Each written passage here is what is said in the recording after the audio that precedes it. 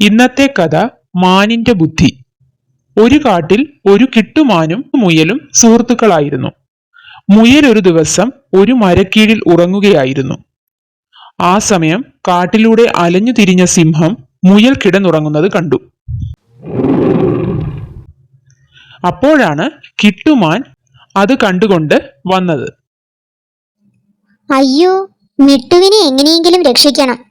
കിട്ടു പെട്ടെന്ന് തന്നെ വലിയ ശബ്ദമുണ്ടാക്കി ഓടാൻ തുടങ്ങി. പെട്ടെന്ന് സിംഹം അങ്ങോട്ട് നോക്കി.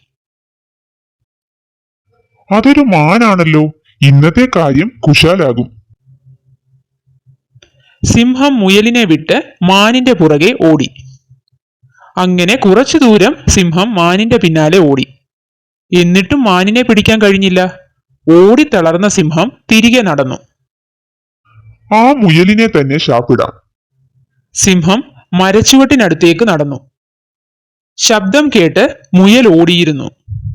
അപ്പോഴാണ് മുയലിനെ രക്ഷിക്കാനുള്ള മാനിന്റെ ബുദ്ധിയായിരുന്നു അതെന്ന് സിംഹത്തിന് മനസ്സിലായത്.